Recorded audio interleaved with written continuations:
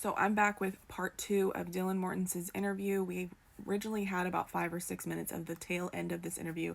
I've already gone over that down below. For some reason, they released that first, and now they're releasing the rest of the video, which starts at the beginning. So I did the first half of that beginning 26-ish minutes below. If you have not seen that, make sure you go follow and look for that first and watch that to make this make a little bit more sense. So again, this is regarding Dylan Mortensen's interview with Detective Mowry in the Idaho 4 Moscow murders case. I know it said like Costco, I guess. I butcher it all the time. He again asks about the man's height that she's seeing, right? She says around her height, like 6 feet. So she's always been consistent saying it's about her height or higher, okay? She's probably going to be, so he says, so he's probably going to be around average height. 5'10" could be average height because I Googled it. Here's the Google, okay? But the average height is not 6 feet. She is indicating that this man is taller than her, not her height. He phrases this weird. He says, any of the girls get freak weirdness the last couple weeks. I would ask him to clarify what he means by that, but she says, normal, nothing weird happens in Moscow usually. And Mowry goes, oh, right? Bothers me about this guy.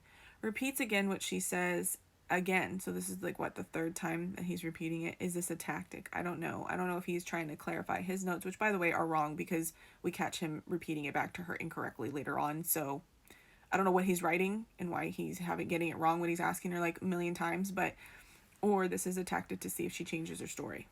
She keeps saying it's blurry, I don't fully remember.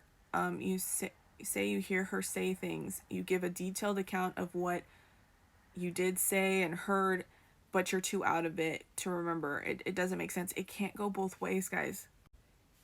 He says, help me figure out where your room would be, and she starts to describe pointing at a piece of paper. So this is the second time he's having her describe where in relation everything is. Xana and her on the second floor, goes up the stairs. Kaylee's room is on the left, Maddie on the right. Bathroom next to Maddie's room. She can see the slider from her room. He asks, where was he in relationship to her room? And she said between her door and the kitchen. She saw him go out the kitchen. She said no, and locked the door as fast as she could. Backyard, no fence. So he repeats that he's 5'10". No, Mowry. She said he's 5'10" or taller, and indicating that he's around 6 foot. He's clearly not listening to her because that is a detail to remember, because you're going to look for 5'10" guys, right? Or females, but you're not going to look for 6 foot females and males, and that makes a huge difference. So the next question is really interesting to me because we know that Brian was identified partially by his eyebrows, right? So he asks this question. He says, could you see what color his eyebrows were or anything like that? She says immediately, no. Okay, so keep that in mind because that's interesting that he's asking specifically about the eyebrows, not eye color, eyebrows. What an interesting question to ask so early on the day of, because they didn't have Brian as a suspect till later, right, with the IgG and everything. So why are you asking about his eyebrows? Okay. I don't remember what his eyes look like either. So that's good on Dylan. That was like, typically you'd ask me about his eye color. I don't remember that either. Immediately after he asks, he didn't say anything to you? Question mark. She says, I saw his eyes. Okay. She literally just says, I don't remember what his eyes look like either. Right? He asks, did he say anything to you? The immediate next sentence is, well, I saw his eyes. So which is it, Dylan? You can't have both. I'm sorry, you didn't. Didn't you just say you didn't see his eyes? Then he saw her and she saw him and he didn't say anything or walk towards her. She found that really weird. Definitely a white guy. And he smells. She says, Instead of saying no, I would want them to say yes or no in this instance. She called Bethany and Bethany said she heard something like a firework go off. And I didn't put 2 and 2 together. I would want to know what that 2 and 2 together is. I would have had her elaborate on that. I told her I called everyone, meaning Dylan's saying to Bethany, I called everyone and they're not answering and I'm in and out of it. I don't think anything of it. This makes no sense. You can't have a narrative of I'm so scared, I'm locking my door, my roommate's running down the stairs, crying in the bathroom, some man's in the house that I don't recognize that voice of, don't know, that walks past me with a scheme or a mask on in some form and walks out the slider door and you're saying I didn't think anything of it. That it can't be both ways. She goes on to say, I just think everyone's asleep and I go to her room, we lock the door and just go to sleep. The text messages say otherwise. And I said this years ago and people thought I was crazy when I said they were texting each other. I had 2.1 million views on that. People were nasty as hell to me. And then it came out later that they were texting. So my prediction was right. I just think everyone's asleep and I go to locker room, just go to sleep. This morning, then they're going to the next morning. It's like 11, 12 o'clock and they're calling everyone and no one's waking up and we had a really bad feeling. So now you do all of a sudden. She called Hunter and he went into Xana's room and said, we need to call the cops right now. He wouldn't let us see what happened because he didn't want us to see. So she's surmising why he did that. We don't know for sure. You're not Hunter.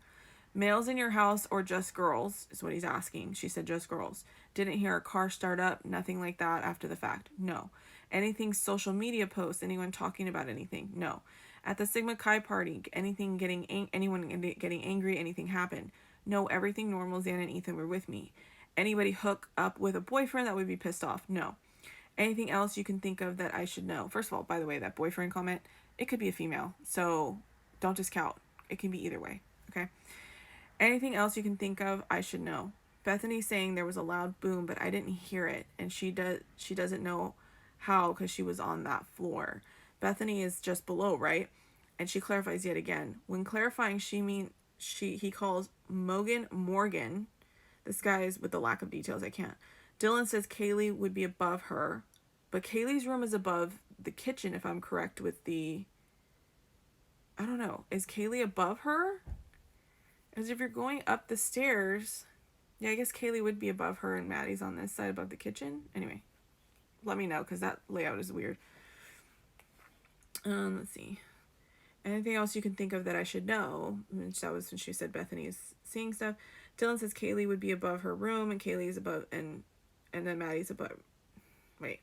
No, Dylan said Kaylee would be above her room, but Kaylee is above. Is she above the kitchen? Maddie, I can't tell with the staircase. He proceeds to repeat back to her Xana was upstairs. And she never said Xana was upstairs with the other girls. She says yet again, no, she was with Ethan in her room. This guy is not listening at all, okay? Gives her his card and gives that stupid analogy where he says, oh, you'll just see a box of French fries and think of something. Oh, yes, fries will make me think of my friends being slaughtered in that room, yeah. It encourages resources on campus to her, and this is not a normal thing, says you can't power through, and he is right on that front. Tells her to contact them if she has any questions.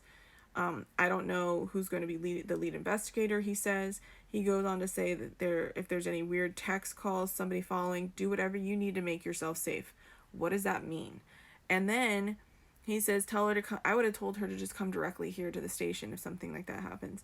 Don't do anything crazy. No reason to take chances, is what he says to her. They leave the room. She had her phone with her this entire time through this interview, which I thought was very bizarre because usually they take that away from them so that they're not influenced or trying to look at their phone during the interview. Now, she didn't look at her phone, but she had it in her possession, which I thought was a little bizarre. Why didn't they take it from her? They eventually took Bethany's, and I can't remember if they took it from her at the end of the second interview that we actually watched first, but they eventually come back in, and something must have been said to them to come back in the room and talk about Kaylee being stalked or whatever, but we've already covered that in that first video of hers. So if you like that, make sure you like, comment, and subscribe. I have been following this. I just tend to really think about what I'm going to post before I post it now because there's a lot of detail in these things that I really want to look at, and to find the time to sit there and watch it, it takes a minute when you're working. So make sure you give a like and comment and subscribe. I really appreciate it, and we're going to keep working through this. I got to go through Jack D's interview, so that's going to probably be next.